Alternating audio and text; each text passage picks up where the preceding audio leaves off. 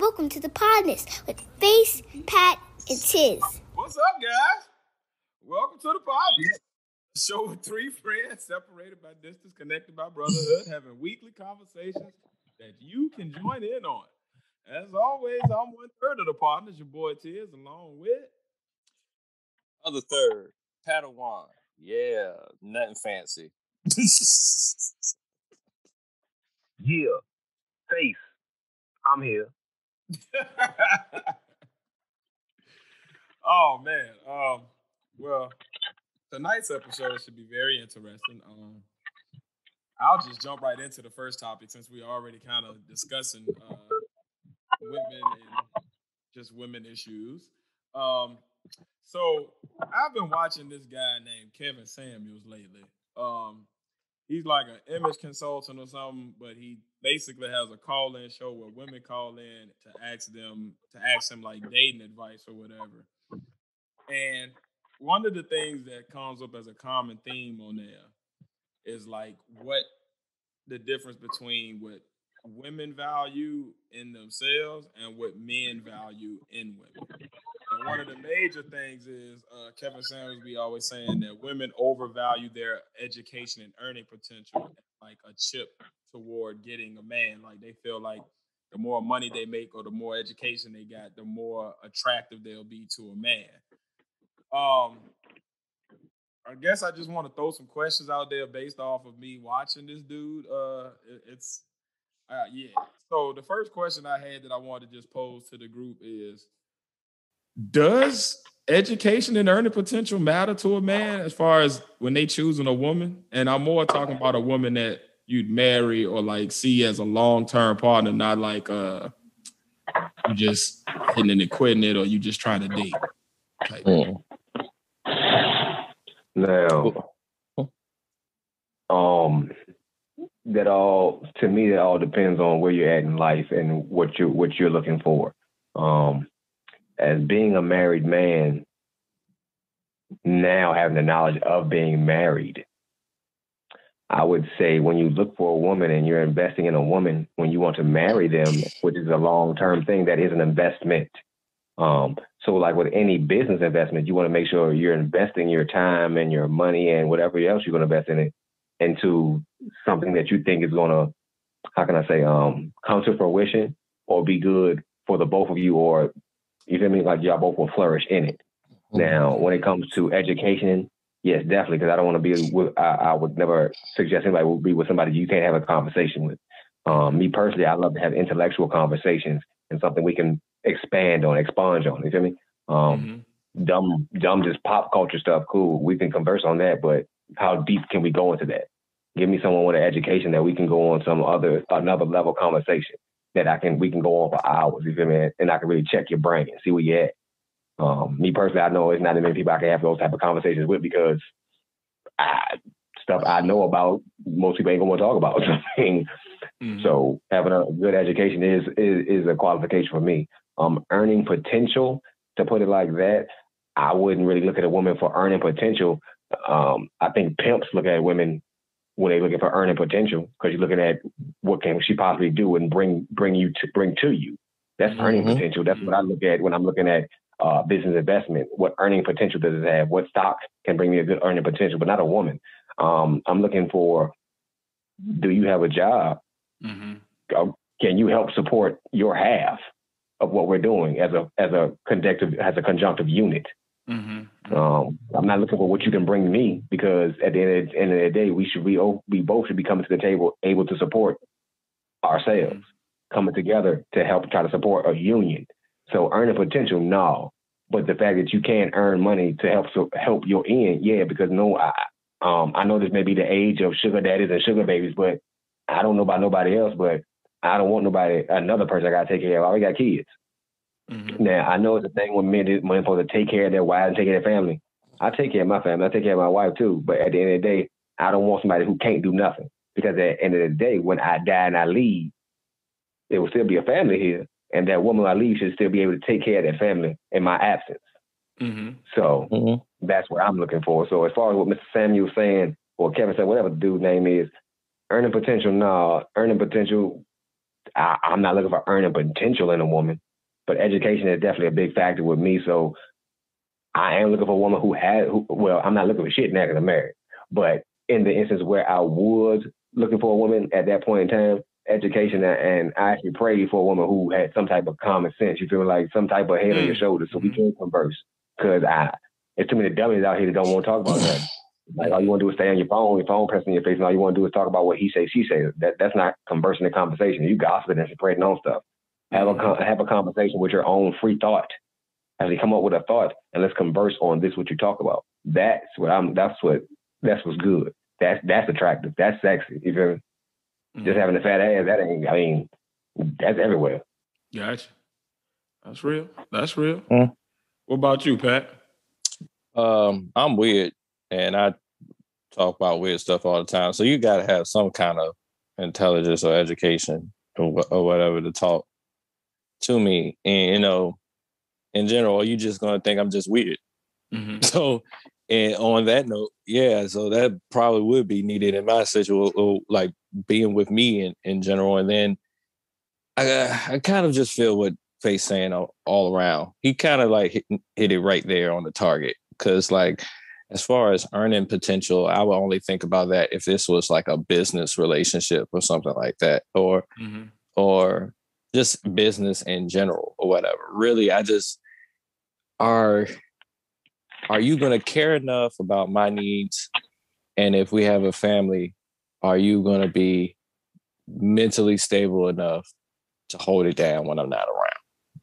That's real. If I'm not around or whatever. And I'm not saying for somebody to take this snippet and just runs with it or whatever, like we're already like that big out there. But when I mean not around, I mean like, all right, if I got to take a business trip, all right, if I'm sick in a hospital, all right, like just stuff like that. Or if we're in a tight squeeze, you need to make a decision right then and there or whatever. And I'm not I'm working or something and I'm preventing me from getting to you or talking to you or whatever. If, somebody I could feel confident enough to go ahead and make those decisions when I'm not around. Gotcha. You got to have some type of, education or whatever. You don't want nobody just ratchet off the streets, just making your decisions for you, pretty much. That's one of the reasons I've been single for a long time, but we'll get into that later. Gotcha. I think for me, I guess I kind of agree with parts of what Kevin Samuel's saying and parts of what y'all saying. Like it's kind of like a little mixture for me, a little gumbo. I think that women do overvalue like their degreed education, like which college they went to or how many degrees they got, or like they do kind of overvalue like how much money they make. Because for me, I think it's more comes down to like smarts or just like overall common sense type intelligence more than book sense. Like you could be a PhD, but if you know nothing about everyday living, like for me, I was always looking for a woman that was like, I don't care what you make. I'm a bet on myself. So I feel like if whatever needs to be done financially, I'll get that done. I ain't stressing that. But as far as like taking care of the home, like, are you going to be somebody that I know is like going to be able to support me when I'm emotionally feeling down? Are you willing to get out there and work if it need be to make ends meet? Like that type of thing mean more to me, like more the emotional and I guess emotional and physical support as opposed to like needing her to financially to support anything. Like just you being willing to work. I know if shit hit the fan and I get injured or something, I'm on disability, I know you'll still get out there and get it. You know what I mean? Like I want you to have that, but I don't really care if you're making six figures. That wouldn't have impressed me. Like, okay, that's great. What we gonna talk about? Are we gonna be able to get along? Are you gonna be agreeable? Are you gonna be somebody that like I can actually end up compromising with? So we don't always go to bed mad. That type of shit mean more to me than what school you went to, what degree you got, or like your paycheck more. You know what I mean? So I definitely feel y'all on just like the money not being a huge thing. Like I got stocks for that. I don't really need you to be my financial person. I need you to be my support system, my partner in crime. Like, I like how you kind of put it as far as like supporting the household. That's the shit I'm talking about. Like what you said, Pat. Like if I'm off in the distance somewhere doing something to get money for the crib, like, all right, am I gonna be able to trust that if the insurance company call, you're gonna make the right decision and actually understand how to talk to them real quick? Are you gonna be able to, set up the get my son enrolled for school if I'm not able to do it this week? You know what I mean? Like shit like that mean more to me than the money and the education for sure. I was going to add too, not to say I'm going to just run into a millionaire woman out of the blue. You never know. But not to say that or whatever, but even if I had a chance, or if a woman with $1 million or just financially stable was to come to me or whatever, it wouldn't be the financial. It might be her ambition and her drive to get that money if she, made it off on or whatever, if it wasn't like a inheritance type deal. But I would still look at her like that money don't got nothing to do with me. I wouldn't even want to come at her like that, because then I'm just looking at her as a money grab in general. So like, yeah, so whatever she was making, I'm still like, well, that's her money. I just be the broke dude that she's messing with while she spends her money. I was like, yeah, that's all right. That's cool. Either way, I'm not to say that piece of it will have me probably having second thoughts of like, yeah, we having an argument, but yeah, just to be honest and be real about it. But at the same time, it's like, that's still her money. Like, I don't have nothing to do with that. You know what I'm saying? Like, if she decided that she was my shit and just disappeared or whatever, like, I don't get no piece of that. So like, why would I be that big on it? But yeah, it was in my head, so I just wanted to say it.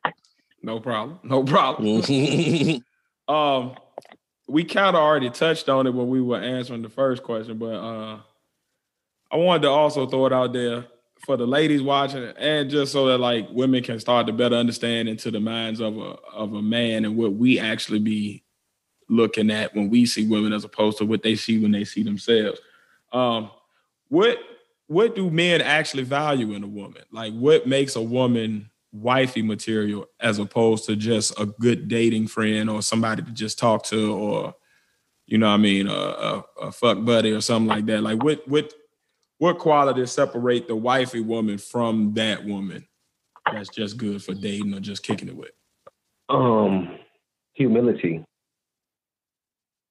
the ability to effectively communicate, and if you don't have that ability, the willingness to learn how. The lack of jealousy. That's good. Open-mindedness. Intelligence. Okay. Common intelligence. Not book sense, but you have to be common sense. Know how to do the basic things needed to live and survive. Yep. Patience. Understanding. Common sense, once again. Just in case you heard the first time, ladies. Flick it. Non-materialistic. Knowing the difference between a need and a want. Knowing the difference between an aspiration that can be attained and one that cannot. The one who sets realistic goals and the one who is realistic with reality. Because some people do live in their own world. Oh, yeah. The ability to have another person's perspective. So to the ability to be able to step in someone else's shoes and see from someone else's perspective. It may seem like a lot, but women say men is always simple. So I'm just giving them an example how I'm really not simple. I'm a very complicated person. Just like y'all women are complicated, men ain't all simple. We have things, but we just sometimes settle, and we just sometimes just go with what we can. Yeah, they used to piss me off. But at the point, at the age I am now, and after being married, it kind of gives you clarity on what you want and what you see You feel me? Because when you get with a person, that's not the person you end up being with. When you get with the person, you get with the representative. And it's two representative meeting. So the representative looks like all that stuff you see and all the stuff you want. That's just the glitter and the gold painted on the front. Is after you peel back them layers and spend time with each other, do you actually see, are you actually hitting those points on your list that you know that a certain woman is going to make you happy? So by me telling everybody what I value in a woman, that's also coming with time. Because the most important thing I value is a woman who's willing to give me her time. If you're not willing to give me your time, I can't find out if you hold all those other values. And that's the key difference between a wifey and a person who you just want to fuck. Because you can tell a person who's going to give you that time to figure them out and that time to see. Versus a person who just want to be, I just want to be here for this. Cool, we met on that common ground. We can do this and go. But too many times do we all see it happens. People get together for that and think that person hitting all the values until years later, then they finally see, damn, this ain't the person. I just started as a hit and quit it, and I never quit it. And damn, now I'm stuck. Take your time.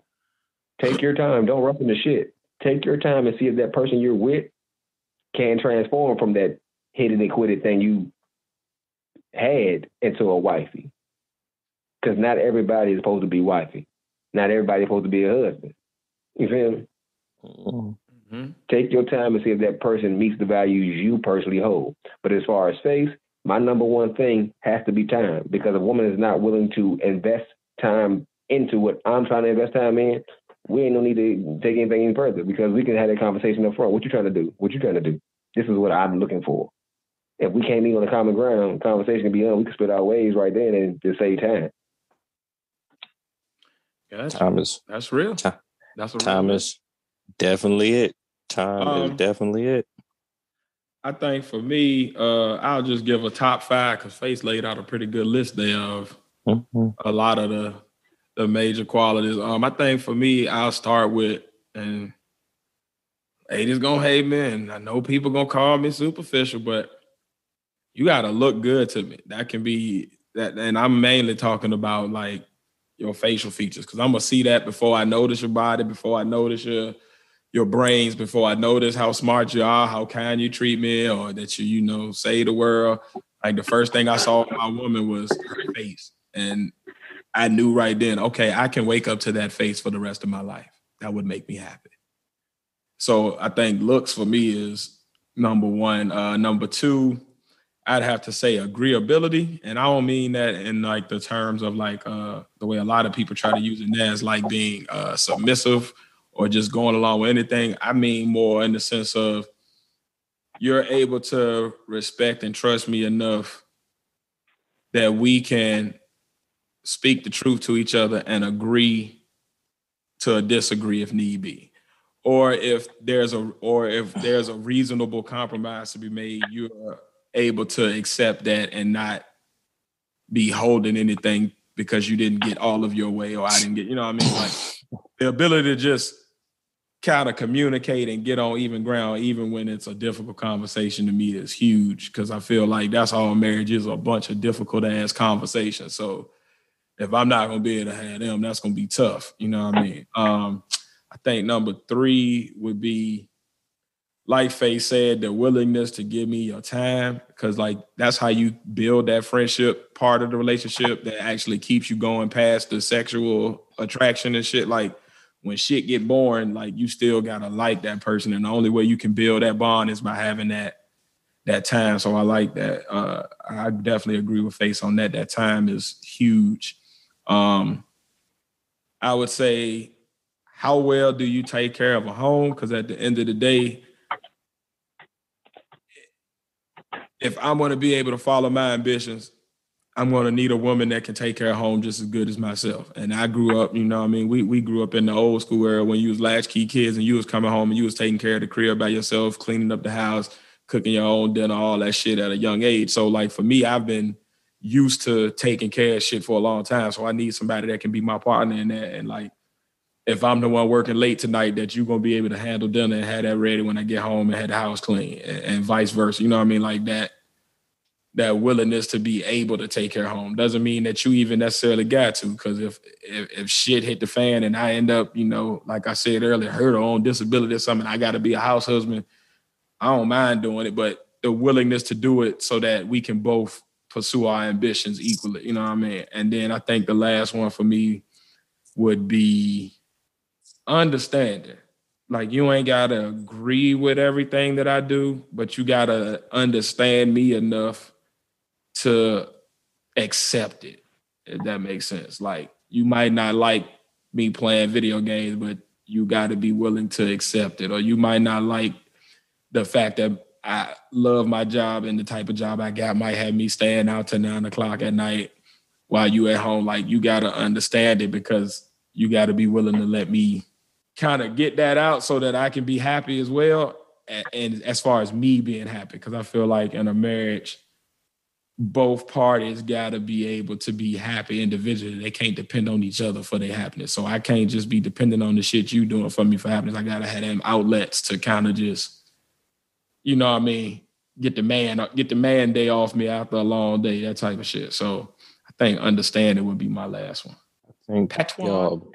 I think y'all kind of hitting all of them at once, but like, time is big on me, because with time, first of all, if you first talking to a woman or whatever, you have the women you talk to or whatever, it seems like you gotta always be on their time or whatever, or they only talk to you when it's convenient for them or whatever. If you just find someone that just actually just hitting you up just to see how you're doing, or just want to, just chill or have some time with you or whatever, that's one key clue that, all right, might be somebody I might want to talk, but stay around with. You better act like you like me. Yeah, exactly. If you don't act like you like me, or you just seem like you got some women that just like they're doing you a favor, letting you take them out and spend money and gas and time on them. Like, I could go somewhere and find somebody that actually appreciate this. Like, easier than you can too. Yeah, like we are out. They outnumber us in this world. This is my thing on that point, Pat. With the women out there, they feel like pussy is everything. So a man willing to pay for everything. My hand just as good as that pussy. Because at the end of the day, all I'm looking for is that last 30 seconds of that nut. Yeah. So if you trying to pimp a person out for their money and everything, I can save all my money, put it into an investment, grow my money 10 times fold better than that pussy feel for that last 30 seconds. Yeah. So they got to figure out how much they value themselves first. Because if you approaching a man and you think that you're doing him a favor, you ain't doing shit but falling into the trap. And then that was a big word right there. Then when they put their pussies on the pedestal up into the sky so it shines, and that is into the sky so it shines. and so the world can see that they got the greatest thing in the world or whatever. Y'all know what I'm getting at or whatever. Mm-hmm. Mm-hmm. And you with them and it actually happens or whatever. Like, you have to actually get me to that 30 seconds. It's not just about you. You just having the time of your life. Just That's having the time. Oh, everything you want to do, we getting it done. Lick my nipple too, damn it. Well, but what about me? You done fell asleep. You gonna kiss me down there? I'm over here tapping you on your hind parts while you sleep. Because it's still there. It's still there. It'll be there in the morning. That is the beauty of being married. You ain't got to tap too long. It'll be there in the morning. If I'm here in the morning, I might just leave. Whatever. That's the thing that gets me, man. It's like, y'all, it's just as much as men, y'all come across those men that just be talking cash junk about how they do stuff in the bed and all that other stuff. We come across quite a few of y'all. And with the state of how the woman wave of rap is going or whatever, it's just increasing. Y'all are slowly turning into the men that y'all talk junk about for the past 20 some years. The woman version. When I was preaching thinking, going on tonight. Let the doors of the church open. Oh yeah, I'm gonna say some real shit. When I wasn't married and I was single and I was fucking, it is some trash ass pussy out there. So just like they say, it's some trash ass dick. Yeah, it may be trash dick to y'all, but it is some trash ass flounder fish ass pussy out there too. So let's just keep it on an even keel and not be biased. It's trash on both sides. It's trash on both sides. You hear me? Like man, this is crazy, man. I just feel like I've been saying this. The roles are flipping.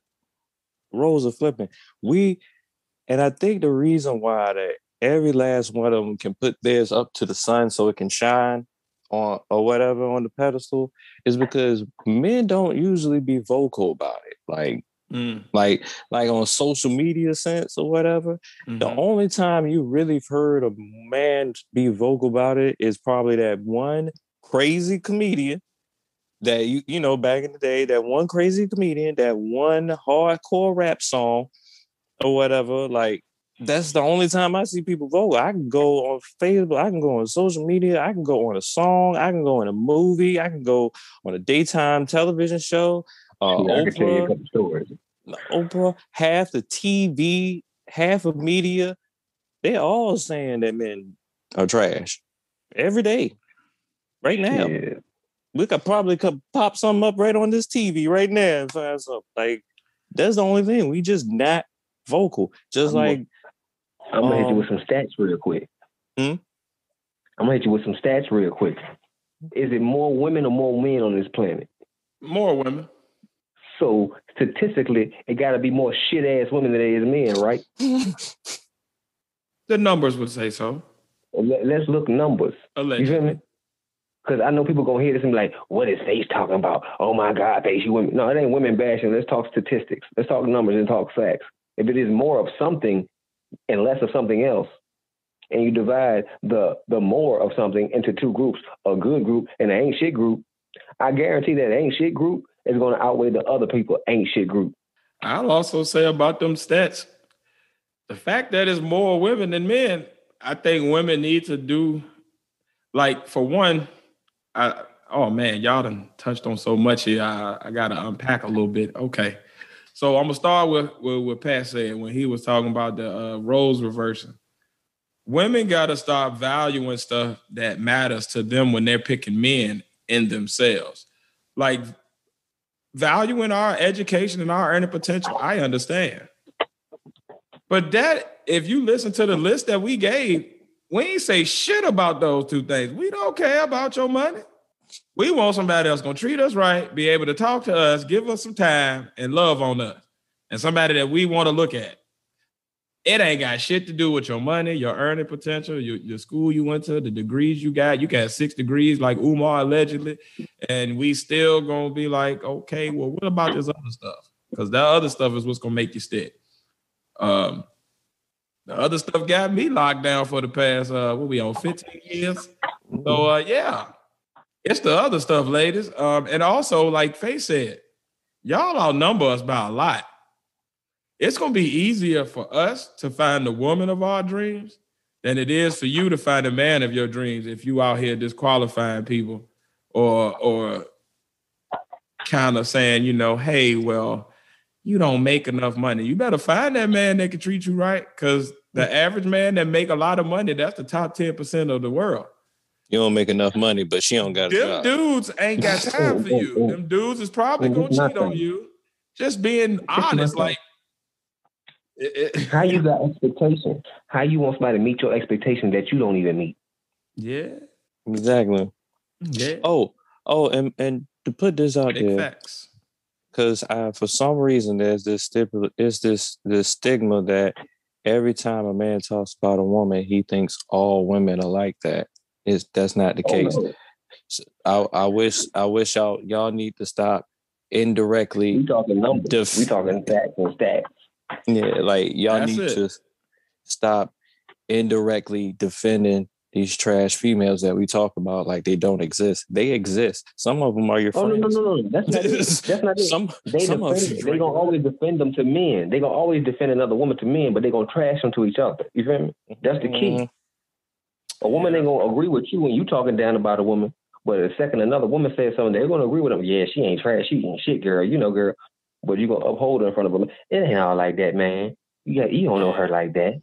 She been through something. No, I know her like that, and everybody's been through something. The key is all right, we gotta be able to have real and honest conversation. Like we gotta both be able to accept the truth. We gotta be able to accept the truth about men. We gotta be able to accept the truth about women, and we gotta be able to be honest about it. And we can't be defending stuff because of the way we feel. Like I think, like we always be talking about, man, that feeling stuff can make stuff in the way. Sticky. Like if you just keep it on what it is, like.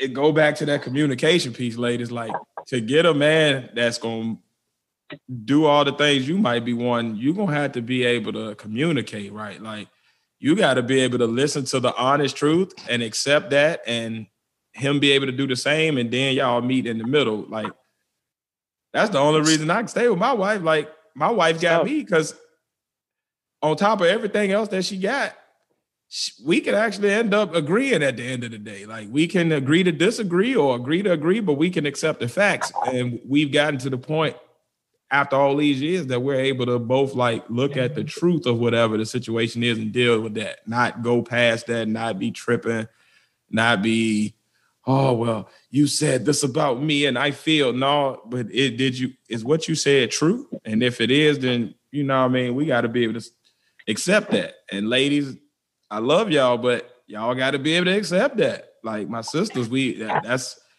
the key missing. Like a lot of women value themselves above the man and think that they're not willing to accept the truth. Like, but ma'am, yeah, you're the woman, but you're also not bringing much to the table on your end. So why are you trying to down all of this that I'm bringing to the table? Like, yeah, when you become a bill, you're not. You know, you now I'm looking at you like a bill. I'm not looking at you like someone important in my life. I'm looking at you as, all right, I'm just taking her out so I can possibly get some tonight. Indeed. That's not a good feeling. And if you're going to bring feelings into an argument, you're going to have to recognize my feelings also. And if I say I feel some type of way, and you're saying, well, you just feel that way because blah, blah, blah, blah, blah. As soon as you start putting that, I'm putting that up to my list. And if I start hearing too much of that, of you, you know, just putting my feelings off to the side when I got to deal with your feelings, yeah, I'm going to disappear on you after a while. And I've been single since 2008. If you didn't know, ladies, he's single. If you have missed our past episodes, he is still single. He got y'all. No, I don't. I know because I've been single since 2008. So evidently I don't got nobody because I've been single for the past decade. Ladies, that's our opinion on it. Let us know what y'all feel down in the comments. We're willing to have a conversation. We're willing to, you know, if we said something that is wrong, come with we're willing to have that conversation because we can learn some kind of way. We did anything. We just got opinions on everything. So and make sure you hit that like button. Yeah, hit the like button. Comment down there. Like we want to have a conversation with y'all. But I guess the best way to sum up my little segment is ladies, stop bullshitting with yourself. And that leaves us on the Faces Top 5 ways to stop bullshitting with yourself for ladies and men. See what I did there? Now let's see. I love the segue. Now, my number one way to stop bullshitting with yourself is to make up your damn mind and stick with it. When you're constantly flip-flopping, you can never move forward on shit. So you're constantly bullshitting with yourself because you know what you think you want to do, but you can't make up your mind between this and that. So you keep flopping between this and starting it and that and starting it. And you keep stopping both.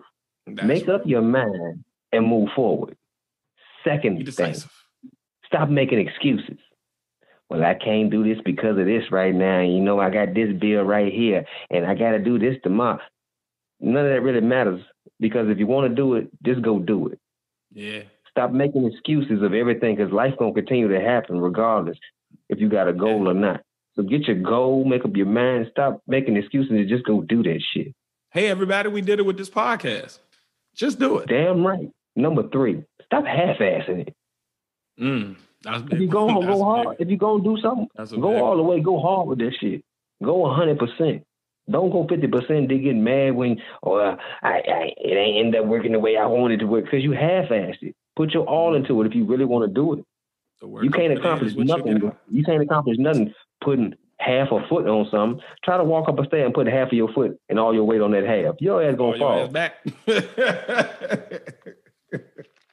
Stop half-assing it. Next thing, stay focused on what needs to be done. Key word in there is needs to be done. Needs. When you know what you want to do, you can always see what you want to do to get there. Oh, I want to do this. I want to do this. But what are the needed and necessary steps to get you there? Don't avoid those, because you can't avoid a needed step to try to hop over and do a wanted step, because you'll end up hopping too far and falling on your damn face. Foundation must come for the walls. Last thing, pay attention to the repeated actions that has led you to unwanted results. Learn from the past. That's real as shit. That's real as shit. If you do not learn from the past, you're destined to repeat it. Amen. If you keep hitting the same cycle and keep getting the same results, it ain't everything else. It's you that needs to change something in what you're doing. Figure it out. Yeah. Survey says no lies detected there, champs. And that's Face's top 5 ways to stop bullshitting with yourself for this week. I like it. I think that's coming out first. I like it. Now we're gonna move on to my group topic. You know, it's a 2-parter, but it all goes together. We're gonna discuss the fear of success and the art of failure. The art of failure. So it's a few points to being so scared to succeed, and it's talking points. And the same goes for the art of failure. But the art of failure is more like how you craft your own defeat. You feel me? So self-sabotage is real. So the first thing on the fear of success is you're so scared of winning you don't even try. Yeah.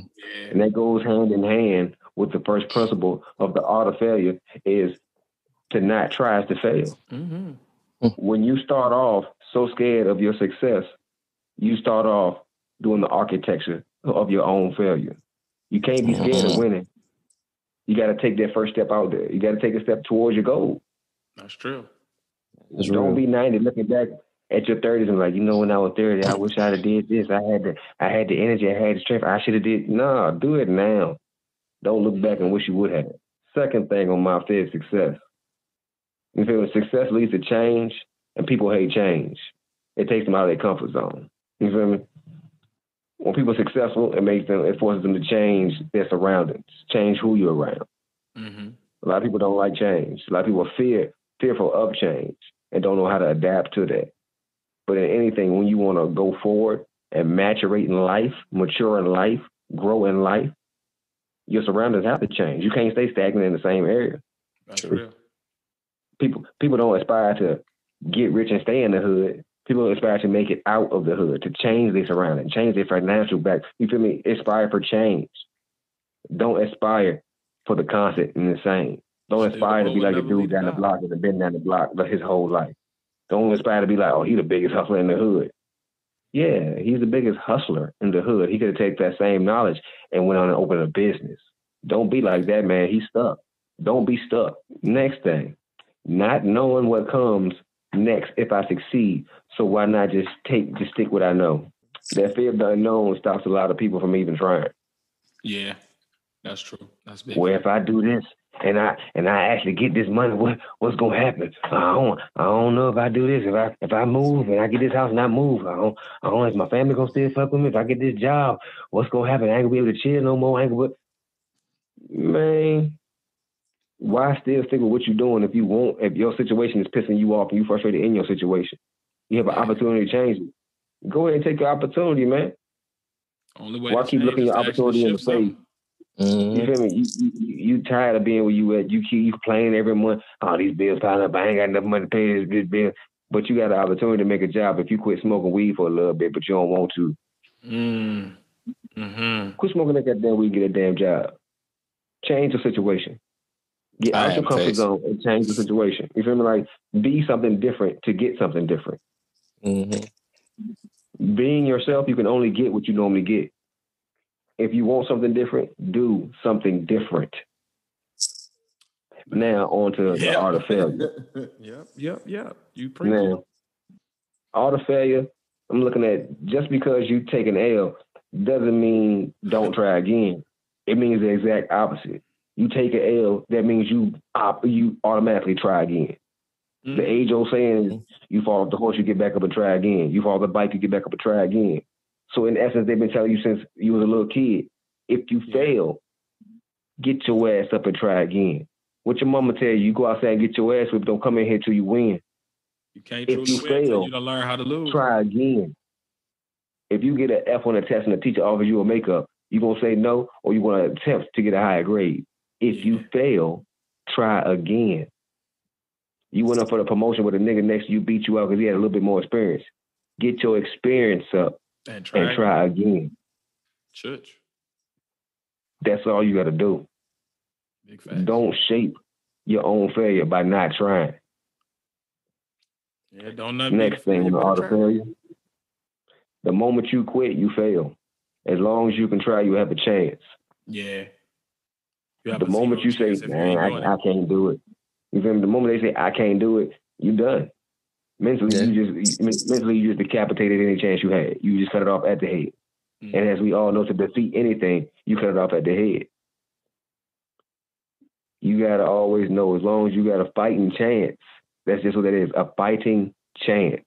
Yeah. Everybody said, Roy going to get knocked out. Roy had a fighting chance. Roy didn't get knocked out. Tyson he also ain't the average man. Saw it. You feel me?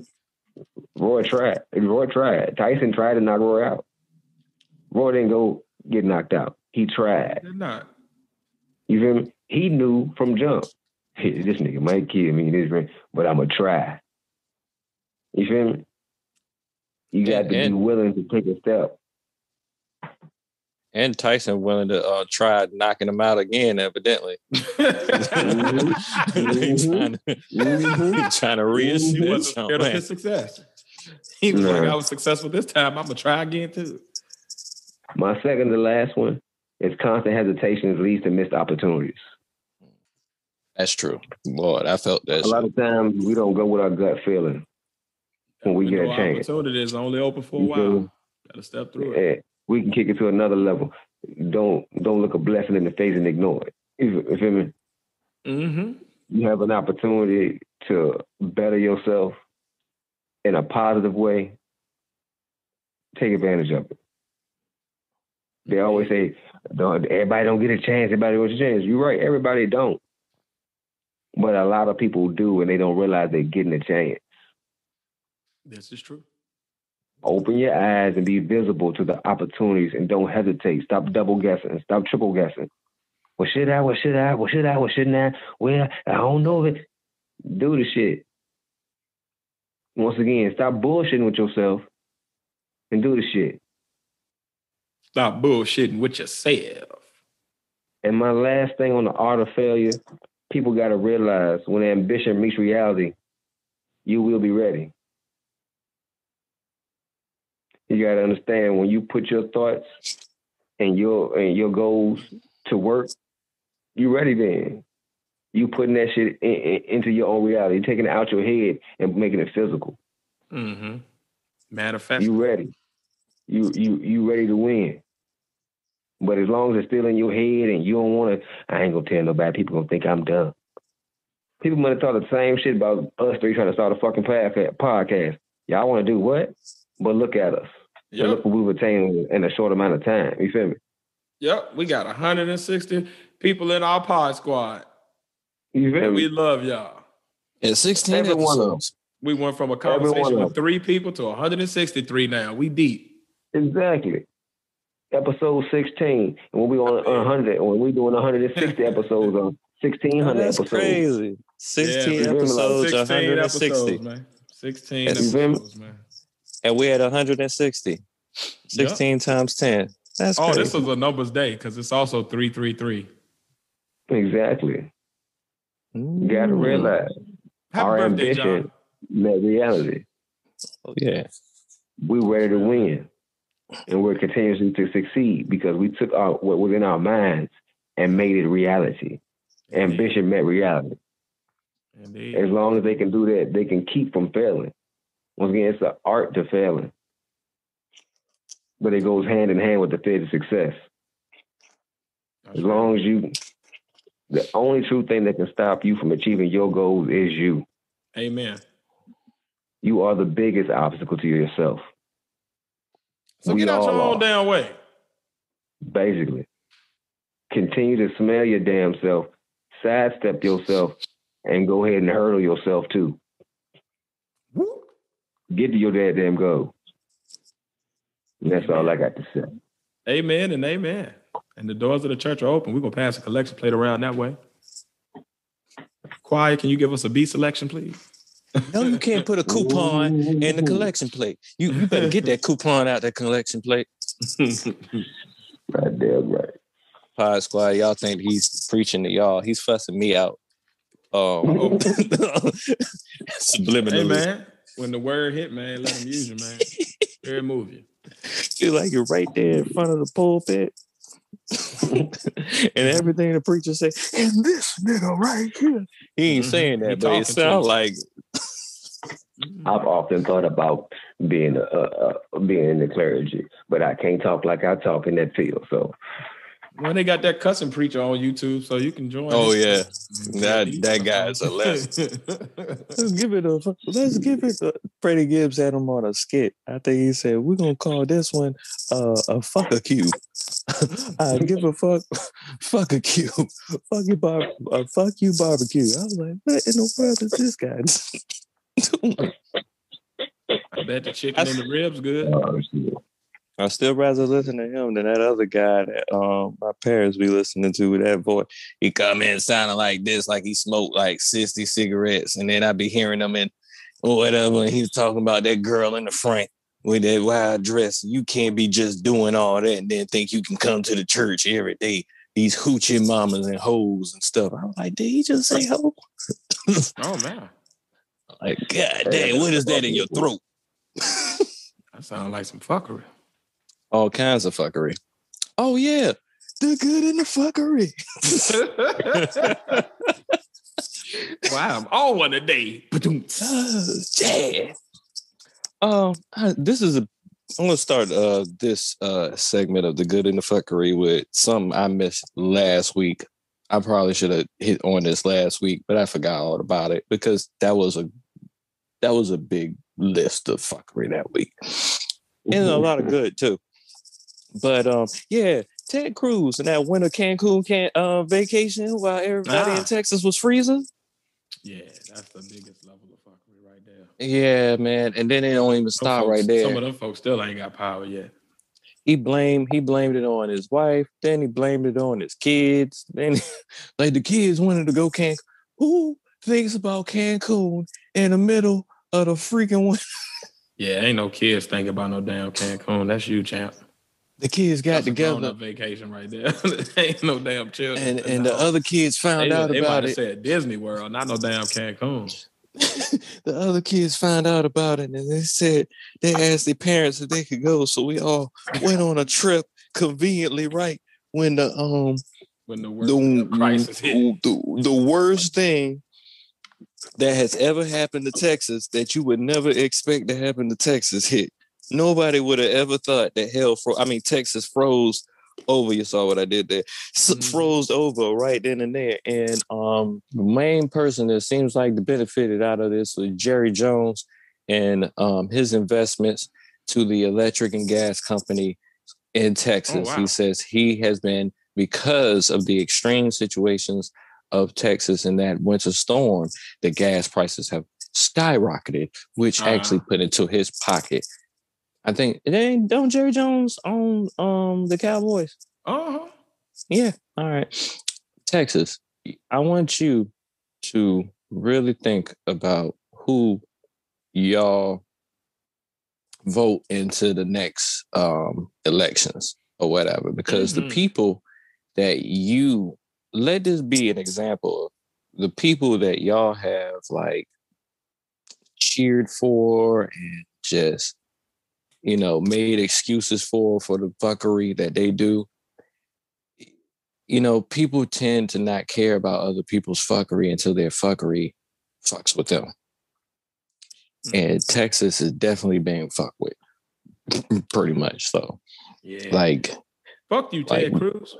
Like, really think about that. Y'all been this way y'all been voting these people in for this long, and it's obvious that they are doing it for the money and the the status and the power. They're not really caring about your benefit at all. Whatever. Now, mind you, a lot of things I can say is outside. It's like outside of what they could really prepare for, because this is Texas. There's no way their infrastructure was ready for a snowstorm. Like winter. But the response could have been better. The response definitely could have been better. All right. Now, I just want to give out that little bit of tidbit of like what they had to go against.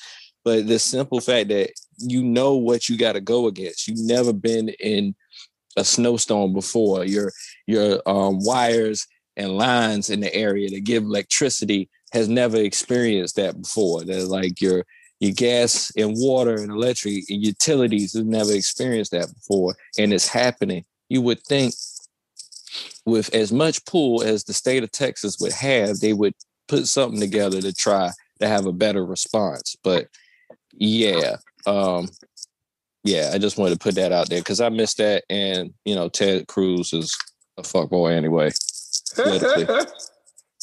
Anyway, on to more fuckboys and fuckeries. And everything you motherfuckers stand for. Got to get all the politicians. Mitch, Nancy, Ted, all of them to be on the media a little too much. But yeah, next tidbit. Benzino's daughter, Coy Leroy. Leray. It just feels it's Libra. It's Coy Leray. It's Coy Leray. I'm probably saying it wrong. Oh my god. Oh man. Oh my god. So what was she on? That's his daughter's name for real? Nah, it's Leray. It's COILERAY. That's what it is. But I said it right, but it just sounds funny. Coy Leroy. That sounds funny. Anyway, I'm probably going to get you messed up her name. But she says her that daddy messed up her name. Yeah. That she says she's embarrassed. No, she messed up the name on another way because she says she's embarrassed of Benzino and his antics. What is he doing? Pretty much. I ain't heard nothing from Benzino in a minute. Says love and hip hop. With social media, you can always have some type of audience. He's back at it talking about Eminem before, and him and Royce, the 5'9" got into it. Boy, that is so long ago. Let it go, brother. But that don't got nothing to do with was it like 03? Yeah. Yeah. Yes. And that don't got nothing to do with what we're talking about. It's like she was on this podcast. I think it's called a Lip Talk podcast. I forgot. But Angela Yee is a part of it or whatever. Because I saw it on like Lip Service. Yeah, exactly. But Angela Yee was up there, was like, yeah, I wasn't sure about this because I know your father said something, some bad words about me, and I was feeling some type of way with it, but I don't want how I feel about your father interfere with your success, pretty much. And she was just expressing how Benzino beefing with Angela Yee too? Angela Yee got the rumor report, and she probably was like actually stated something that happened. Probably the way when he was talking junk back and forth with Royce or whatever, and she probably said something saying how she feel about the subject, and he disagreed because you know how we talked about it before, how celebrities be testing their celebrity and they be feeling like their celebrity is bigger than their actual Benzino ain't that big of a celebrity though. I think he might be overvaluing himself. Yeah, exactly. He's definitely that one little song with Made Men and the Locks, and then Benzino. And then he was the owner of the Source or whatever, or the editor for that was Source. It. And he gave himself he gave himself 5 mics. Who? Benzino. Stevie J friend. Yeah. Yeah. With the no name. Yeah, he used to be in charge of the Source. Althea X-Man. Althea X-Man. Oh, okay. TT. Hey, TT. But yeah, she was just saying that she was saying how she like she's not trying to let's say he burned a lot of bridges or whatever that could have been beneficial for her, and she don't try to act like him or whatever with certain things, which is understandable. Is she somebody in the like? Why is she being in it? Is she famous or is she got a music career? Career. Yeah, starting a music career or whatever. But I don't even feel like what they said on lip service was even that bad or whatever. Like she even said like, yeah, and that's why shows like this is good because he can see you for what you are, Angela Yee, and you're not what he said it was, and then see that, hey, she's a good person. Maybe I was just in my feelings or whatever. But that's not how Benzino felt. Benzino goes out and says, it's funny to see shit like this. These people here, including Coy, are delusional. Stop playing victim, Angela Yee. You talk shit about people, then when you get checked, you are a victim, like Gucci, like the Gucci situation. I don't even remember what happened, but I'm not a bully. So if I said something, you deserved it, and you alluded to not dealing with her, but guess what? You hold no weight in this industry, period. So who cares? Blah, blah, blah, blah, yada, yada, yada. And she's more relevant to him? Evidently he doesn't. He does not. Oh, and he says for his daughter, as for Coy, I'm going to ignore her foolishness like I've been. But eventually, since she wants to keep tarnishing my name, I'll have to tell my side, and she don't want that. So another day, and in this fake ass clout chaos, if I don't gotta prove nothing to anybody, dog, you spend wait. This is the thing. This is the thing about Benzino or whatever. Dog, you tarnished your own name. You own the Source and made your group have 5 mics in the Source, which is the highest like level of mics you could have as a rapper, right? Under your name. Isn't that suspect? Especially when we done heard you rap, sir. No, yeah, it's not that great. You ain't hitting no 5 mic on nothing. You might have bought 5 microphones. It's not, now mind you, I'm not going to down anybody's achievements because you have made some radio hits, but I have not liked what radio one of them. Not one. I don't know. One song. It was you want to crash the party? It was the party, something party. What? I don't know. It was something like that. We want to crash the party. I remember him had the jump party, like the Belly soundtrack with the Locks. He had a little moment, or whatever, but that moment must have been regional because he ain't hit the 804 with that shit. He did not hit the 804 with that bullshit.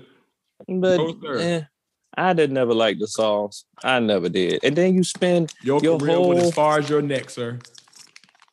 The part is I don't think I've ever listened to a Benzino song. You probably not the only one, my friend. I've never heard a Benzino song. You probably are not the only one, my friend, but or whatever. But he had a little run in between the Nelly Flow Rider era, sometime then. But I never heard of it. And thank God you had it. but he ends it with no. No, I just never heard of it. No, I never heard of it. He never. I literally never heard of it. Mm-mm. But he ends it with, I don't got to prove nothing to anybody, to anyone. And he spent his whole Instagram is him in the gym showing off. I don't get it. I don't know. I have a thing about men that have more than like 3 selfies in a row on Instagram. Like, if I scroll through and I don't see that one meme, I'm gonna feel you kind of suspect. It's something off about you. I stick to Twitter. I ain't gotta see shit. I ain't gotta see what you look like. Let me read what you said. Let me see this meme. I just be trying to look for memes, man, and then man, I ain't trying to look at your workout plan, dog. I don't care what you do. Just need to stop following them. I don't want to follow them. I usually unfollow them once I find out that. I just be looking for memes on the explore line. You know, you got my algorithm adjusts. It adjusts. And then my last little looking at no next. What did it say? What did it say? Over there looking at no next swole niggas. No, I only went on Benzino jump for this segment. Niggas looking like this. You know. He do got a neck like the Juggernaut, man. Like it look like somebody smacked him with a pan in his head, in his body. Why swole niggas popping up on your timeline? What is happening? I got registered. Like what? No, I got that off of Angela Yee, man. And I just went on his Instagram to actually get that quote. That's the only reason why I went on his Instagram to get that quote. Oh man. Oh my God. Nigga got me crying. Y'all niggas, man. Oh my goodness. So, that shit registered slow, but when it hit. God damn. Oh man. You ain't right. You ain't right. All right, so we'll end this good and fuckery with a story from Obama. Obama says he broke his friend's nose for calling him a racial slur. That wasn't a friend. He should have broken nose. That was about the same thing I said myself, sir. But he was on the interview. What is that? In an interview with rock legend Bruce Springsteen or whatever. Him and they basically was talking about race relations in America or whatever.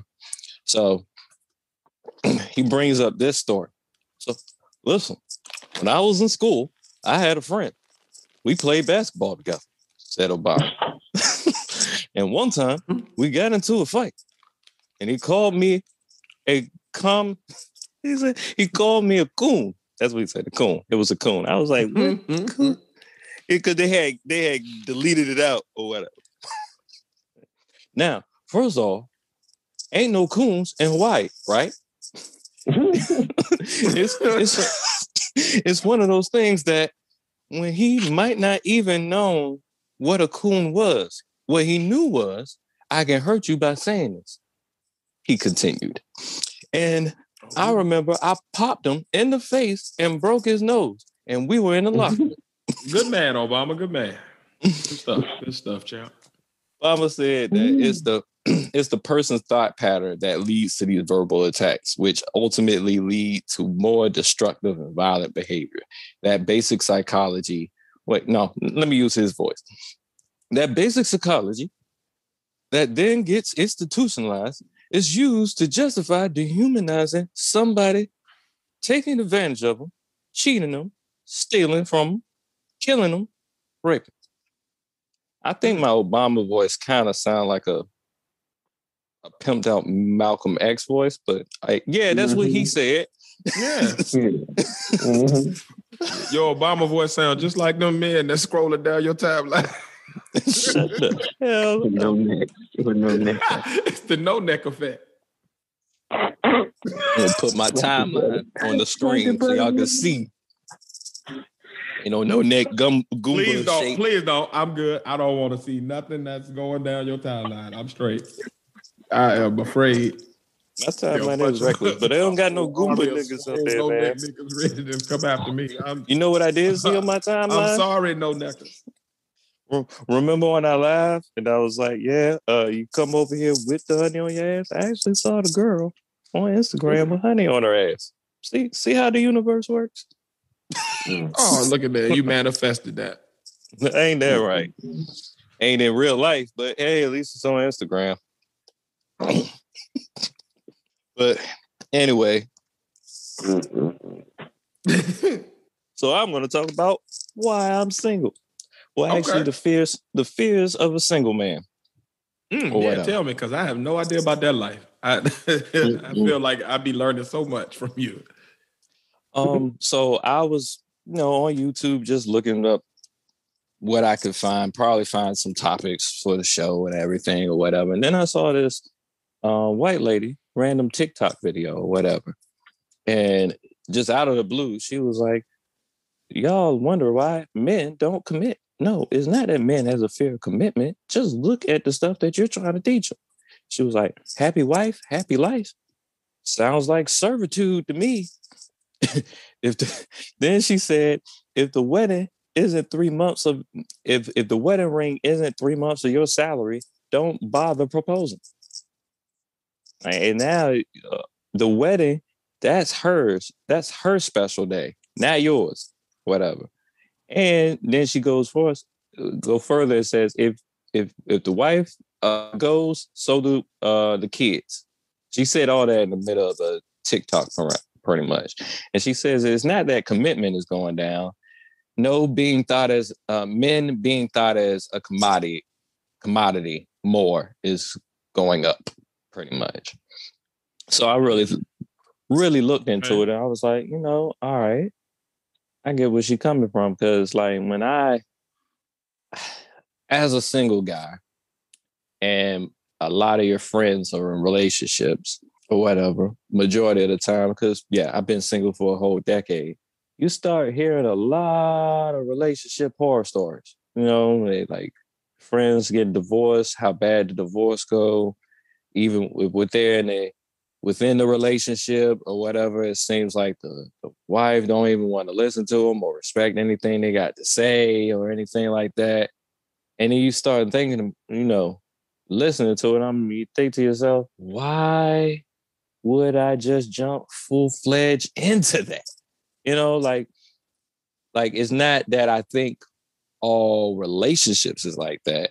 It's just that hearing these horror stories, I'm a bit more precautious about just jumping into any old relationship, as any person should. But I have talks with my female friends and they'll say like, so are you afraid of commitment? And I'm like, no, but you haven't been with nobody in a while. It was like, I'm not the one afraid of commitment, whatever. It's just that I don't see anybody worth committing to, and nobody is like in a big hurry to commit. So it's not just the men that's not, that's afraid of commitment nowadays. More so, it probably is the women. Like the marriage rate in America is like completely down. It was like in an all-time low in 2018. There's censuses that's out there that says that pretty much the people that get married at the prime age of like 30 or whatever that's slowing down and stuff like that. Mm-hmm. It's just people are a little bit like more thinking into just jumping in a full-fledged relationship commitment for the rest of their lives with the person. Like they really want to see, like me, I really want to see who that person is before I jump right into it. Like that's just me. I don't want to be in that situation where I'm living with this person, but they're not listening to a goddamn thing I have to say. It's like, what's the fucking point of me being in this relationship? I'm sorry, Face. I'm sorry, Face. It's just like, see, me, it's like, and it's like, I black out. I black out. Like, as soon as I start feeling like, all right, if it's just you saying everything, if it's just you talking or whatever, and I'm coming to see you, you might see less of me after a while. Like, just in general, if you don't got, like, it's almost like a culture of just get the man, but just to say I have the man. I don't really even care what that man likes. You know what I'm saying? Like, that's what had to get me. Like, what gets me is like you knowing little simple small stuff or whatever. Like, yeah, he don't like this drink. You know what? He likes this particular type of food. Hey, he actually is into this type of hobby. You know what I'm saying? Things like that or whatever. But there's people in relationships, been with them for a while. They don't know nothing about each other. More of a situation. It's more of a situationship, as Fabulous would say.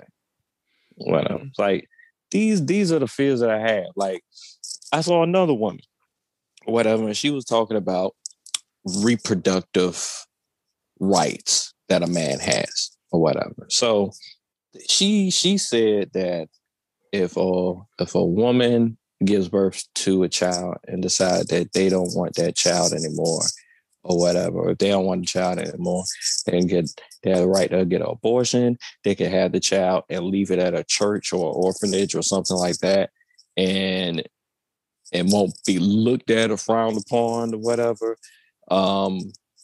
She has outlets. Move the mic off your goatee. Oh, for real? Oh, shit. Is it like scratching the... Don't add the shit. Oh, I'm going to leave this part in. But I'm going to let them hit a whole shh. I got you. This is mine, man. It's mine. It's my hair. He does not have a weave, ladies. Oh, man. But dang, goatee, that's all me. That's all me for real. I'm sorry. I had to get that. I don't get that. I don't get all through it. But what she was getting at is like there's a lot of rights that women have that men don't, or whatever. A man cannot decide that, hey, I don't want this child anymore. Mm-hmm. And go ahead. Not to say that that's where I am. It's just like it seems like it's a lot of things. I don't want to say, give me some work to commit into. Like, it seems like there's a lot of things that could end up being a trap more than a relationship or whatever. And I know you justify that by finding the right one and this, that, and the third or whatever. But like at the same time, it's like a lot of people dated before they got the mate that they end up divorcing. You know, like how did they get to that point? Pretty much. I would say I agree with some of what you say as far as like your fears. I think a lot of them are very valid fears to have, especially if you haven't been in like a marriage type relationship. I believe in the last sentence of what that first lady said, as far as commitment may not be going down. It's more that men are being thought of as a commodity. I do see that increasing in just like the younger culture and what I see on, in hearing music and that type of thing.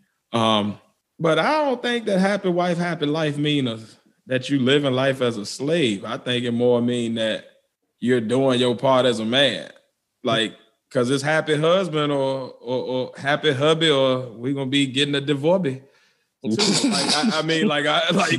ain't right in the house if daddy mad either. Like, if daddy mad, house ain't gonna be looking the same for a minute, the same way as a woman. I think it's just that for a lot of it, It's just about making each other happy.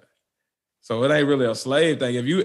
I think a lot of it come from like maybe she's witnessing a lot of bad relationships, and it is a lot of them out there. But as a person that's not in that type of relationship, I'm like, what? No, it ain't no slavery in my house. I wear the very big pants in this house, and have no issues with having a happy wife at the same time. Like I don't know that it's a slave thing, and the wedding thing you ain't got to be scared of.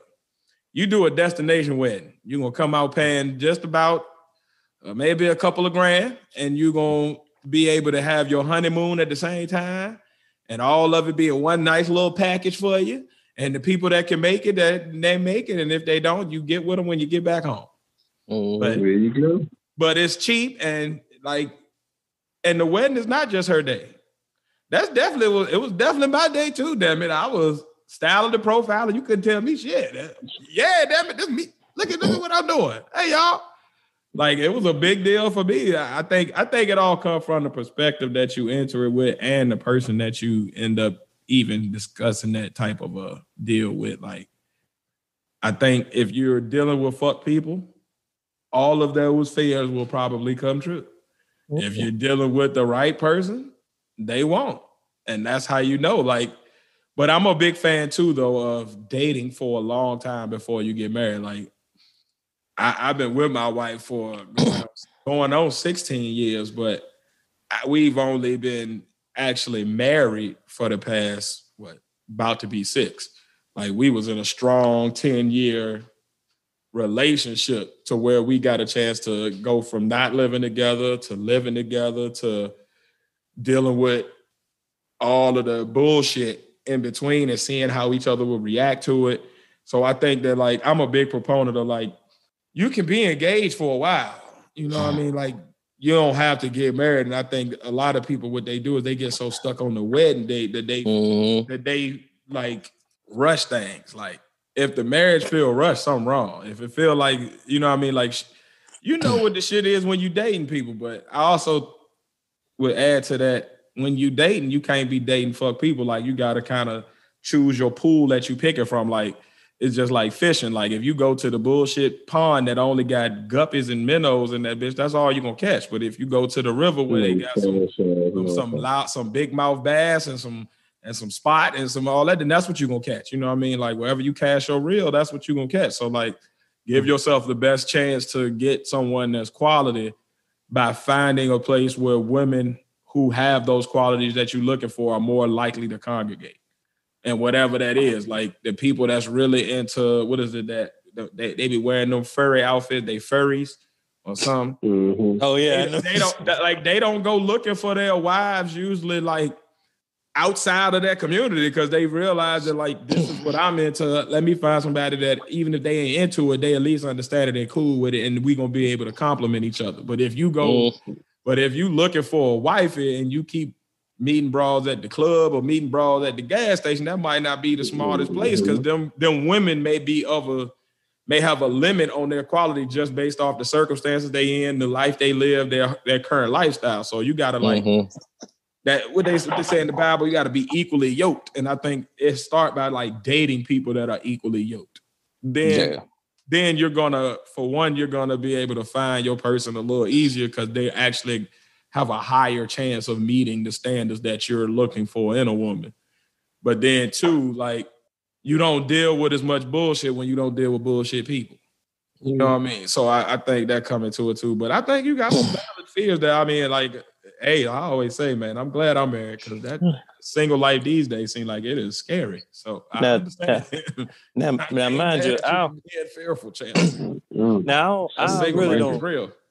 I just brought up the wedding thing because that's what she brought up or whatever. She more carried it like the way the media shows, like how weddings and everything is like just strictly for the woman or whatever. The way I think that she was more like how the media portrays how women think of relationships and commitment or whatever more than that thing of, because I'm humble. Man, finish your sentence. What the hell did you say? Yeah, I don't know, man. Yeah, I'm humble. I got to a person. What did you say? You feel like he was on the way to a point, then you just cut it off. They got away like, hold on. Like, get back to that. Finish that. By point I was saying before. Face is killing me, man. All right. His ad-libs in the background is killing me. But what I was saying with wedding or whatever, like I really wouldn't be. I don't want to say I wouldn't really care. They just say what you gotta say. Stop thinking about how it's gonna sound and just say it. I'll edit it out later if you don't want to have it in. I don't really care. I probably wouldn't care too much about who the wedding is for. Like, you know, like I don't know. I think if I was to have a wedding, man, you don't give a fuck about that wedding shit. That's what you're trying to say. Right. You more about the real stuff.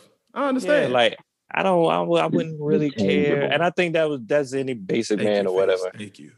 Yeah, I appreciate he won't go get to that for nothing, boy. God, he was so scared to say that. What I'm trying to say is, I was trying to actually find the words to say. Oh. I don't give a fuck about that weird shit. That's what you're trying to say.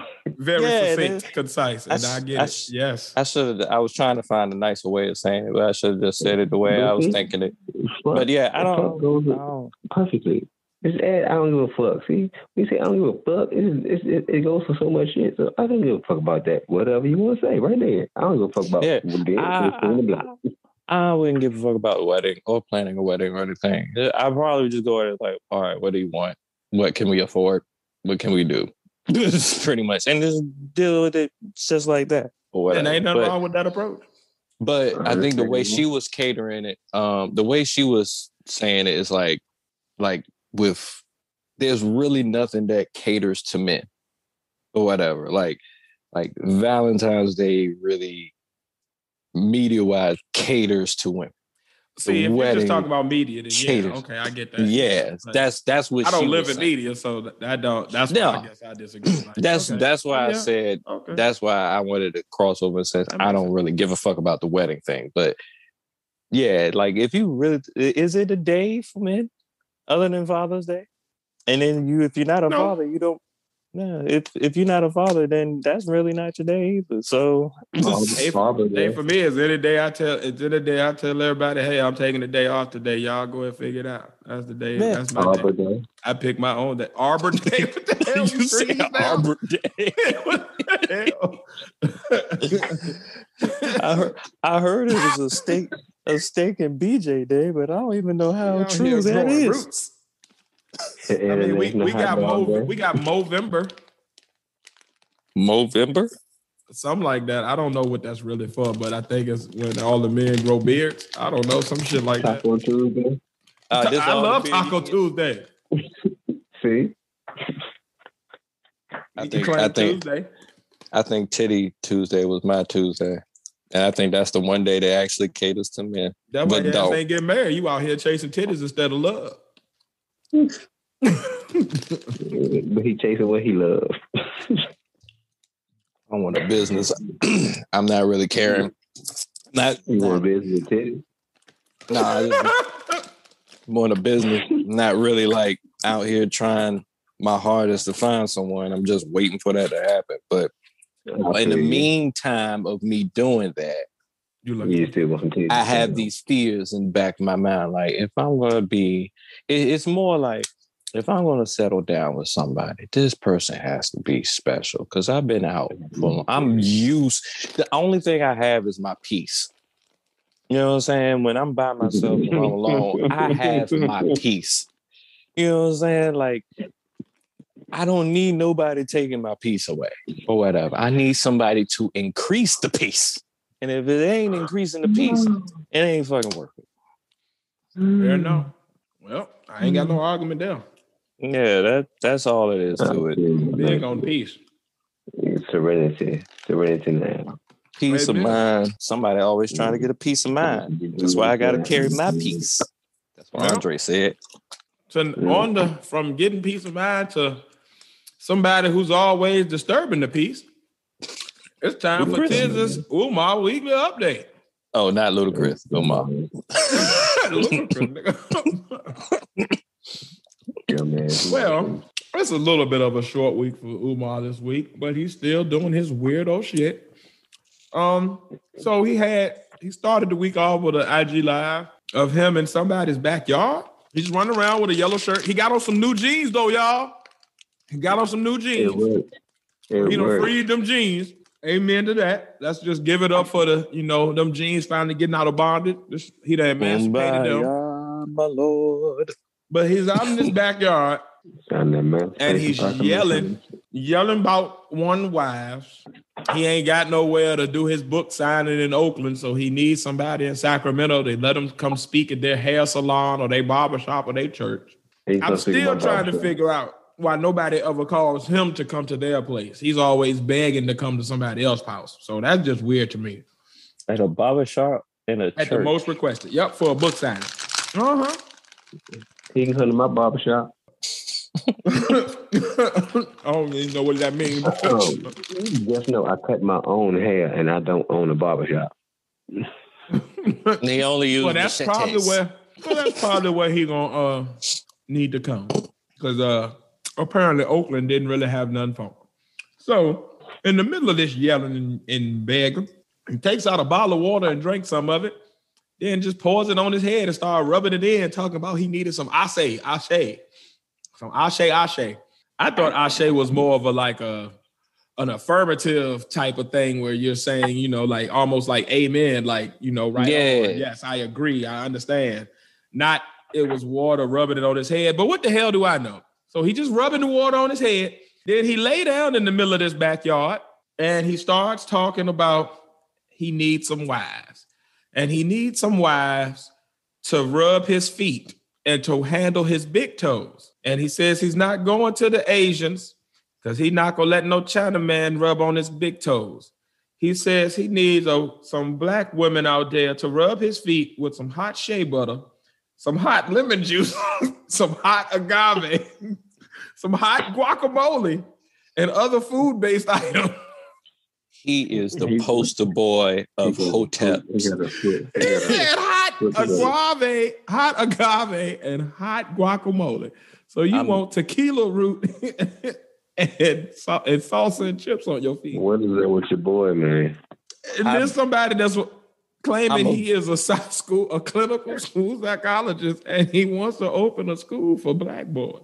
I'm avoiding commitment. He asking for wives, multiple. Oh, but after he's asked for this and said he wanted people to rub hot guacamole on his feet, he then said he needs his woman to handle his big toes and wash his feet like the black Christ he is.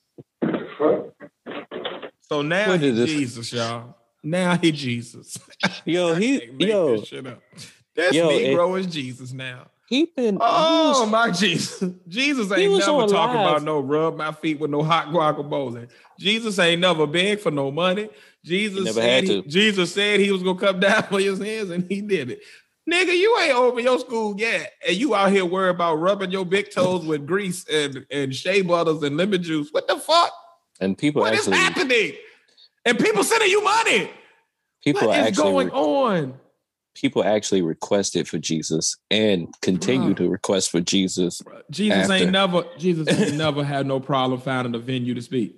Jesus was talking to multitudes of 5,000 people. Negro, you got like 20 people in a convenience store coming to see you. And half of them be the same people every damn city. He was on live like all day one day. He always on IG Live. But never doing anything productive. He's just on there talking the same stuff, talking the same misinformation about special education, calling people lazy, calling people coons, talking about grits, talking about wives, and now he done added in rubbing water on his head, talking about getting his big toes rubbed, while calling himself Jesus. I'm getting tired of this. Man, bro, it's like this is a cartoon at this point.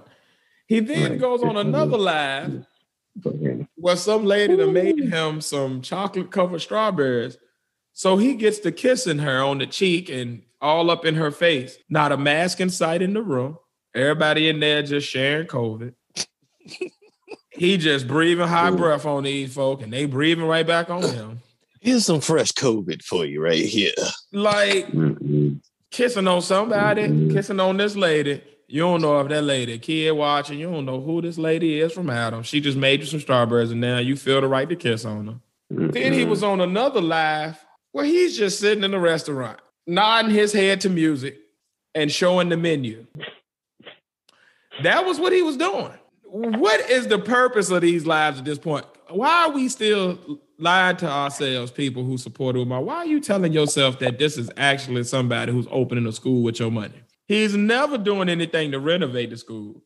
He's not even a real black leader at this point. Like, where was he in Texas helping with the power crisis? Why are you not at the school renovating? Why are you not somewhere working on policy change to actually help our people? Why are you not doing anything productive during your day but sitting on Instagram Live, talking about women and making up weird stuff like learning disabilities grow on trees and talking about your big toe, calling yourself Jesus?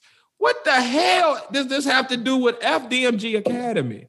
Where's the school, Umar? Another school year is almost over, and we are still looking at them same abandoned buildings with more Your Academy signs everywhere and their basketball uniforms. When you gonna actually have something? You done let the jeans go. Now let this dream go. Stop it, Umar. Stop it. He's so creepy, man. When you be talking about women, he's so creepy. He is a sexual predator, bro. But I figured out. I got my top 6 reasons why the Umar supporters stay stuck on his message. I figured it out. It's one of these 6 things. You Umar supporters, you fit into one of these 6 categories. I promise you. They are often uneducated on the topics he speaks on. See, dumb niggas sound real smart when they in a room full of other dumb people because they don't know no better. So everything he say that's over 3 syllables, they be like, oh my God, it's got to be true. He's saying it so articulately. I understand. Or they're in category 2. They are lonely women or women who are looking for a man and are single. So they, instead of even paying attention to what he's saying, they just attracted to him. So they just support him blindly. So they're willing to ignore all of the other stuff, hoping that he gives them some play, i.e. Stripper Bay that he had a couple of years ago. Oh, Stripper Bay. Number 3 category to be in Umar supporters. They are often single parents who are just looking for a father figure for their child. They've already exhausted their efforts in their own lives. So at this point, they're just looking for any man that fits what they consider to be manhood criteria. If you're a big dude, okay, cool. You're 6'4". You can teach my son. Please, I need some help. So I think he got a beard. Exhausted women. Yeah, that's just like, he can teach you. You look like a man. We'll go ahead and let you, speak your speech to them. The 4th category is they know he's a fraud, but they're too far in to admit they've made a mistake. It's kind of like to go back to that cult thing, like you done followed him so far, and now that he's over the deep end, it's like, shit, if I go back now, then I'm going to look like a sucker. I'm going to feel stupid. So let me just ride it out then. I'll just stick with it because at least I know this. I'm scared of what people going to think of me if they realize I done dropped $3,000 on this damn school. That's never going to happen. Or if they realize that I've been supporting this man for 13, 14 years and I still ain't seen nothing. Like, I think they too far in there, scared to admit they made a mistake. Like a Trump supporter. Yes, like when the shit done hit the fan, I'm going to just Jim Jones, through the fan too. Cult leader. Yep. Yeah. Everything's about him. David Koresh, Jim Jones-ish. Yeah. All of that. Hell, the people with the Nikes and the Kool-Aid and the Helibop comment, them people, all of it. Yep. Oh, yeah, them niggas. Oh, once it go too far, sometimes that the Scientology folks, like once it goes too far, like you feel weird. It's hard to go back, so you just ride it out. Capitol building people. Absolutely. Yeah.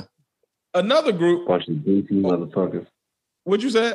A bunch of goofy motherfuckers. Yes, goofies following a goofy, and they with the goofy shit. According to the he gonna be the next Jim Jones, the lighter clearer. The 5th category is they're not actually true supporters, but they figure they can attach themselves to him and use his notoriety to kind of launch themselves. These are people like what they call a dude, Dusty Don, who started his own little YouTube channel now, coming off of the Umar thing. The lady Tiffany, like these people who are kind of around Umar and they act like they support him, but I don't know that they really want to support him as much as they just like their notoriety attached. So they using it as their platform to launch them into their quote unquote fame. If you like Umar, you'll like. Right. Come over here, get this Umar light. You know, not all the Umar antics, but enough of them to keep you here. Come watch Hotep Hannah. Hotep Hannah. Hotep Hannah.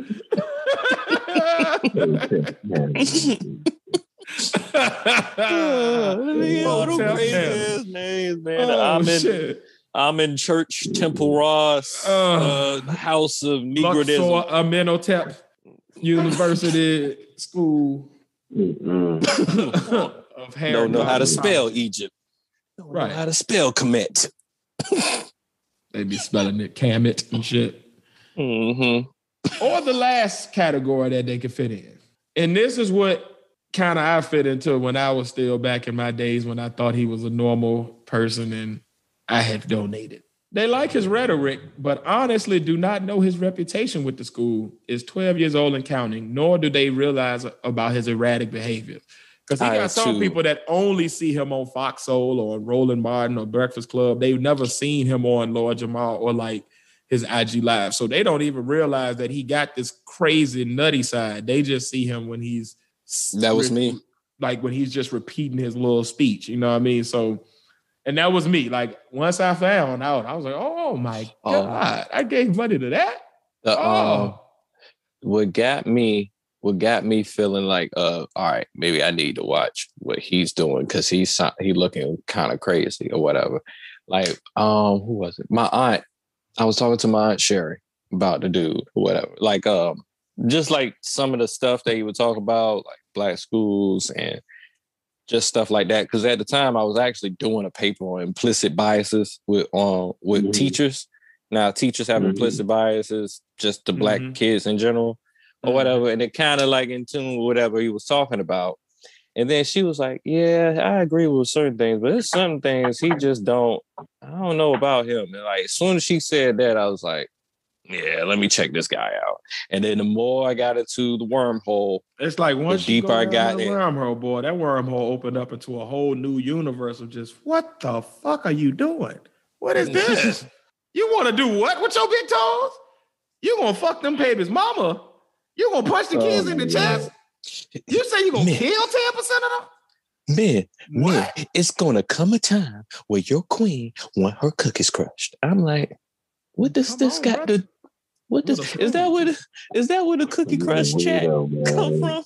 Is that what it is? Yes, they come from the cookie crush. Yes, that video. Oh, every joke in the cookie crush chat is based off of some retarded thing that Umar has done, and we've been like, what? I seen that video. You gotta laugh to keep from crying at this point, man. It's like the destruction of a black man. Like he is doing the art of failure to himself, like every week, and it just gets weirder and weirder and weirder. He's the architect to his own failure, man. I pray for the day when I can come here and I can honestly say I have nothing to say about Umar anymore. He has finally given this up. And that's it, folks. Okay, we're going to move on now. New segment. But every time I think it's over, he does some old weird shit. As soon as Umar's done. When I heard that Negro say, rub my feet like the black Christ I am and put hot guacamole on my big toes. Oh, my God. As you lay in somebody's backyard with wet hair because you done pulled hair. I know... If you fall into one of those 6 categories, people that I named, it's not too late to get out. Ask for help. Wake your ass up. I was 6, so yeah. Like, nobody gonna judge you. Trust me. Hear from me first. I donated before. I get it. You might not know, but trust me. Go check YouTube. It's a lot on there. Go to his Instagram and just listen to him. Listen to him with a critical ear, not with an ear of, let me give him the benefit of the doubt, but just listen to him as if you had never heard of this person before, and all you know about them is they want to open a school for black children. And just listen. We can't keep doing this, people. What pissed me off is that at the time, I did think he was actually legit. I mean, I saw him at Breakfast Club or whatever, this, that, and the third. They usually don't have like some random person up there or whatever, and I'm telling people to listen to him, and then you do stupid shit. Now you making me look crazy. They had Brother Polite on there too. Yeah, man, I'm about to start getting into him because that, like, I started hearing things about him, and I ain't really got deep into Brother Polite, but yeah, you don't have to go very deep with him. Yeah. But I don't know. He's didn't into that same tomfoolery, but he got called out on his shit a while back. People know he's a scammer at this point.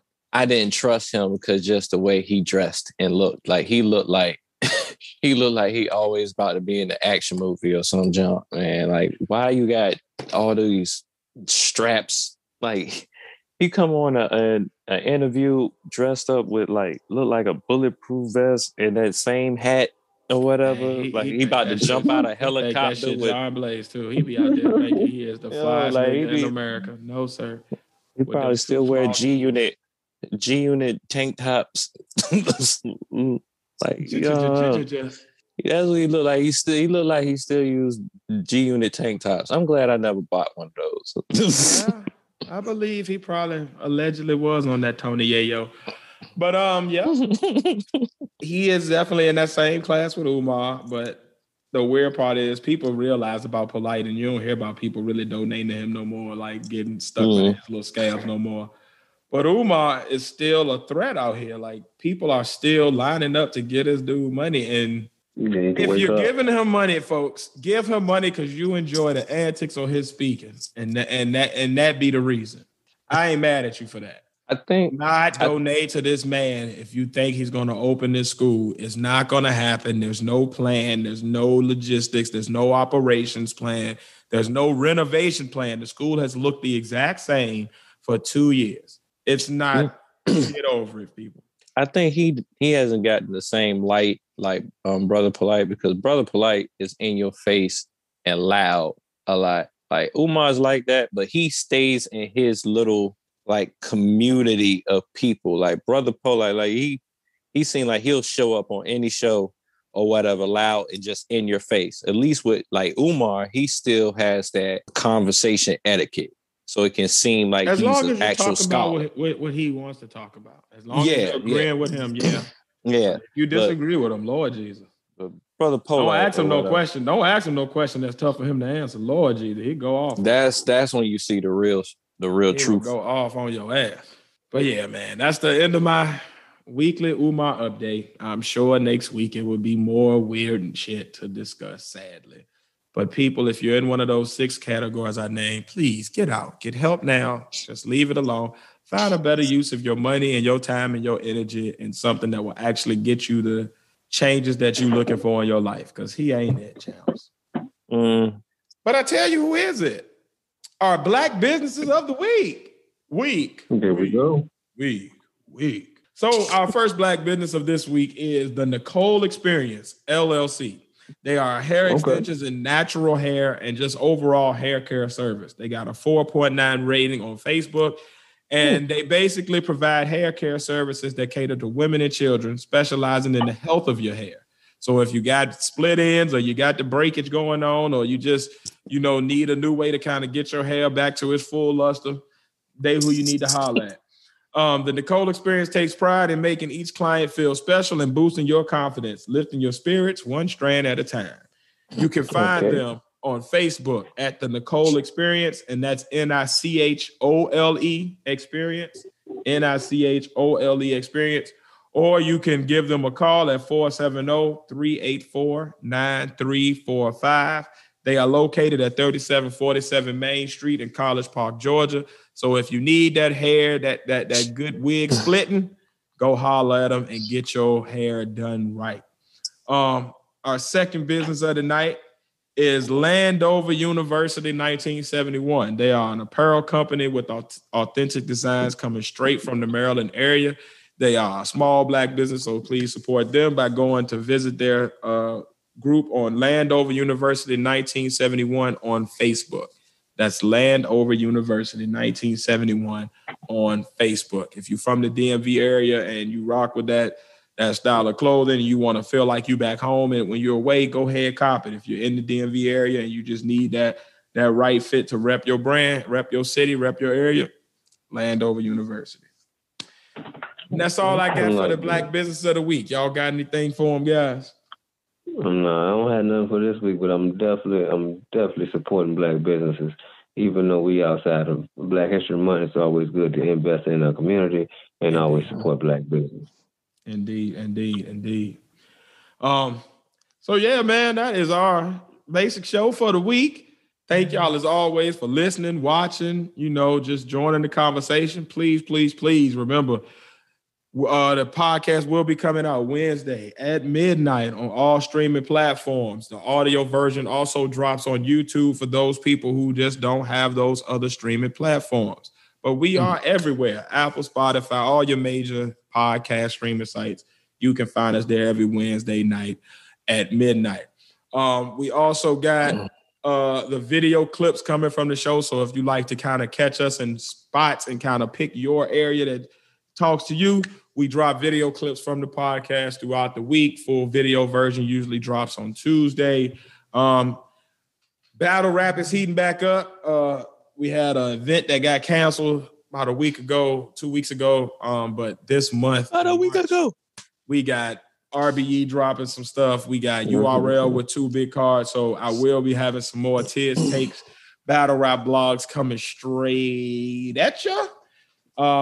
And yeah, man, continue to like, comment, share, subscribe our content. Join us in the comments. Hit the have like the conversation button. With us. Hit the like button. It helps other people find us as well. So if you kind of dig into content, hit that like button so somebody else can find us as well. That is one of the best ways you can help us. And then also, as always, if you want exclusive content, like the full video unedited of this episode is actually dropping tonight for my people on Buy Me a Coffee and Patreon. So they always get the full scoop early. It's literally $5 a month on Buy Me a Coffee to sign up for a membership, but you can also support and get access to exclusive content as well for as little as $1. Or you can join us on Patreon and become a member there. We have different member tiers. You can end up getting merch. You can have your ideas for topics given to us where we can do that. And as we get our membership numbers up, we'll also, be able to kind of do special shows just for members that are members only events where you guys get to interact with us on a more personal level. So, join us in any one of those ways, man. What y'all got for them, Camps? Yeah.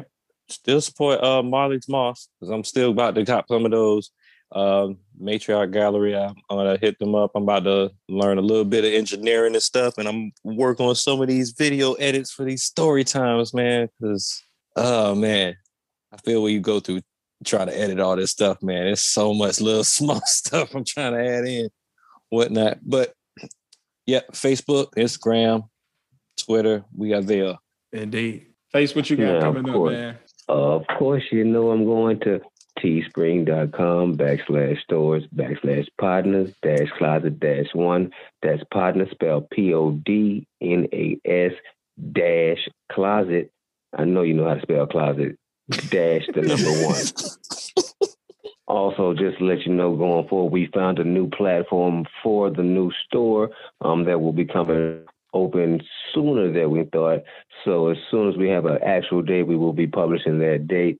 When we do come open, we're coming open with spring apparel already in the store. So promo code will be available as well. Getting yourselves right. That partner's gear coming for you for the warm weather, guys. We got, it's about to drop on y'all. So go ahead and start getting ready. Because when it drop, you want to be one of the first ones on the street with it. Believe that. And shout out to Gator Girl 04, who just supported us with $5 on Buy Me a Coffee. So she's gonna probably get to see the exclusive content tonight before anybody else. And it's gonna be unedited where she gets to see the unfiltered partners. It usually ends up being pretty entertaining in between cuts and edits. Trust me, guys. So y'all don't want to miss this one. I mess up so much. And happy birthday to our homeboy John Cherry, man. He's one of the ones. Happy birthday, Cherry. One of our inner circle that's actually in the group chat. So it's his birthday today. Cool ass John Cherry. Throw your cool ass shades on today, champ. And be prosperous and have a joy-filled day, my brother. There you go. Yeah, man. But as always, man, I'm 1/3 of the partners, your boy Tiz. the other third of Padawan here. Yeah. That's my ad lib for this day. This face, I was here. And we were here, and now we out. Peace out, guys. See y'all next week, man. Peace.